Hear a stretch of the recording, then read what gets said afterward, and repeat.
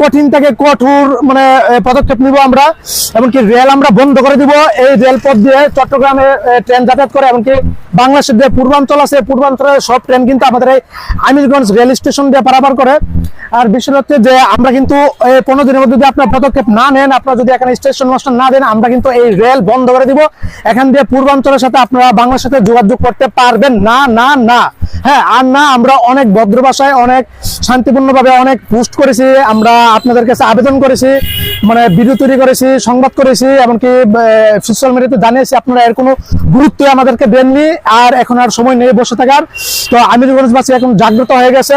আর বিশেষ করে হচ্ছে আমাদের এই রায়পুরা হচ্ছে এশিয়া মহাদেশের সেই সেই সেই উপজেলা, যে উপজেলাতে এশিয়া মহাদেশের একমাত্র সেই উপজেলা, যে উপজেলাতে পরপর 6টি রেল স্টেশন আছে। এটা হচ্ছে আমাদের মানে প্রথম রেল স্টেশন রায়পুরা উপজেলার আমিরগঞ্জ রেল স্টেশন। 2 নাম্বারটা হচ্ছে আপনার মানে